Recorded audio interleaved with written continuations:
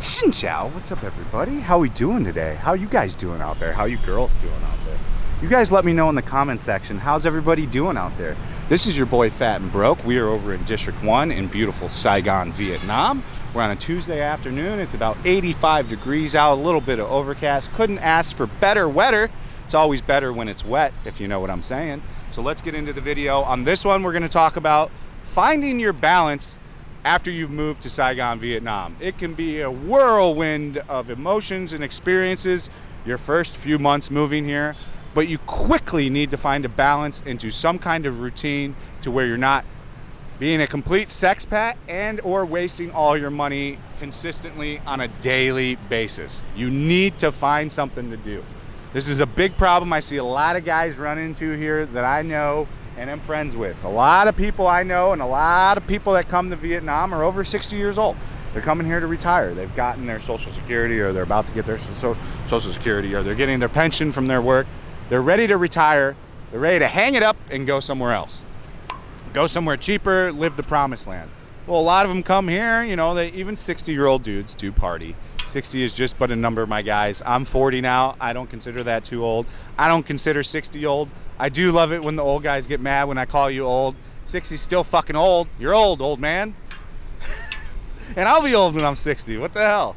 Don't get butthurt because old is old. You know, it is what it is. But yeah, you guys definitely need to find some kind of balance. You need to find something to do. Most people are not going to be able to be retired. I don't really know of anybody that's moved here that is actually retired. I don't know of anybody that actually really retires.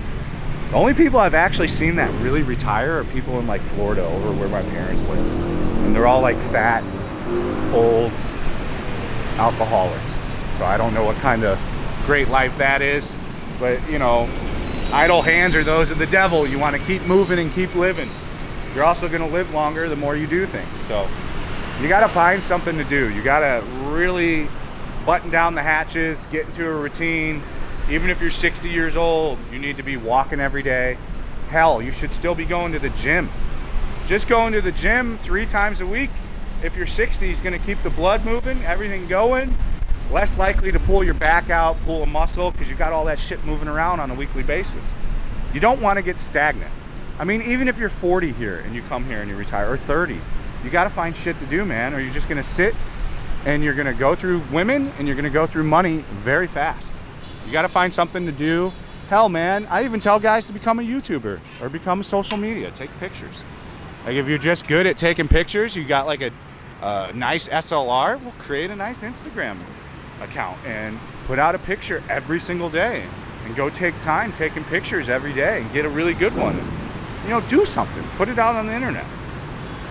And same with becoming a YouTuber. You know, that series is going to be available on Patreon, where we talk all about like all the steps to being a YouTuber and what I recommend if you want to make money or if you just want to do it for a hobby. So all that stuff's going to be available on Patreon. But yeah, it's pretty important that you guys, and this goes to any age. I know I got stuck on older dudes at first, but this goes to anybody here. You're going to have your first 2 months, go fucking crazy, spend a bunch of money, depending on how degenerate, how big of a degen you are.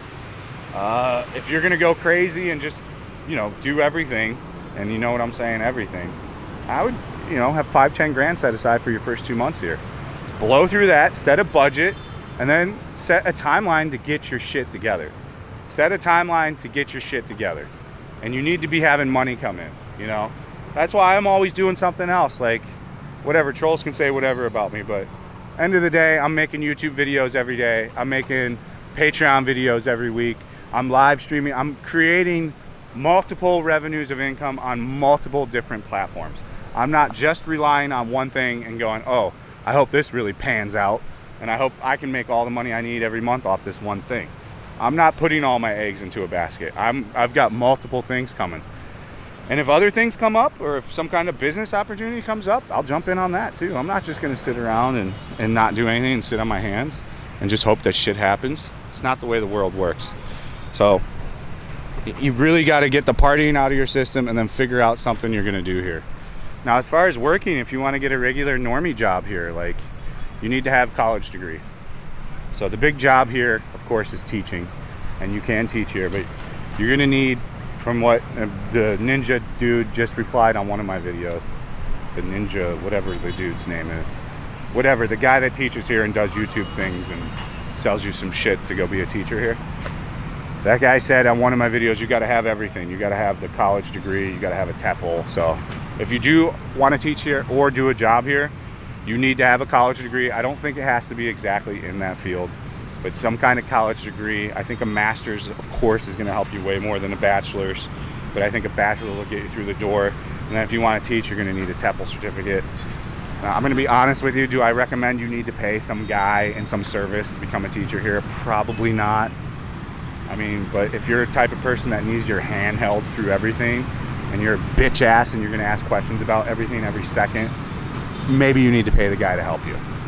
But if you're any kind of an alpha, a top G, and can figure shit out on your own, highly doubt you need to pay somebody to do anything. And no, I'm not throwing shade on anybody that's selling you a service. I'm just saying realistically what I'm thinking in my head.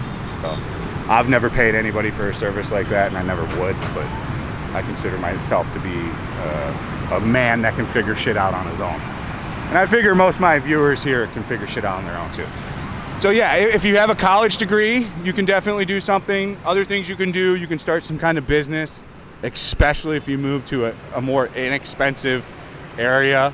Like if you go to Vung Tau, for example, very easy to start up some kind of local business there, restaurant, etc., etc., etc. So you could definitely do that. Now that they're rolling out the 90-day e-visa, it's going to be so much easier to live here. We do not have any official word yet if that e-visa is going to be renewable right away, or they're going to make you stay out of the country for some period of time. I would almost 100% say very, very small chance that 90 days has any kind of set rules to it. Meaning that once your 90 days expires, you can just get another 90 days. So they're not going to make you leave for any certain amount of time. That would be absolutely moronic of them. It would make no sense. And you would already be seeing that on the 1 month if that's what they were going to do. That's why I say this. When people are like, well, some guy on the internet said, well, for one, shit on Facebook groups on Vietnam is not accurate ever. It's just a cesspool of negativity. But they would have already put an expiration date on the 1 month if that's what they were going to do. And then they would have to rehaul the whole system. What I know about Vietnam is lazy. So all that's going to change for the 90-day thing when you go to the same website is just going to give you an option for 90 days and an option for 30. That's it. They're going to give you two options. One's going to be a little bit more expensive. I almost guarantee you that's how it's going to go. It's going to go very much so something like that, like super basic. Like, you're not going to see them overhaul an entire website and make a whole new thing. I very, very, very much so doubt that.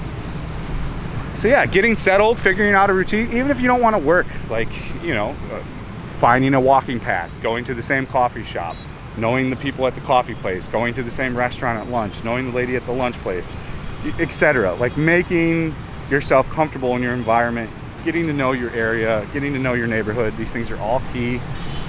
Granted, I am not that great of a person at that. I never have been. Essentially what we would call networking. I don't like lazy bullshit talk. So for me, that's never really been a strong asset I have in my toolkit, but I do have it if I need it to be there. But I do recommend that you actually have that in your toolkit when you move here, even if you're kind of like me and you don't want that to be in your toolkit. You need to pull it out and use it. Like I did familiarize myself. I went to the same coffee spot when I first moved here. I went to the same place to eat banh mi's a lot. So I got to know a lot of the ladies and the people in the same area, which did prove to be very good. That's the video. As ever, thank you for watching. Stay frosty. See you on the next one. Follow me on kick.com/fatandbroke, patreon.com/fatandbroke for additional content and private tours. Peace out.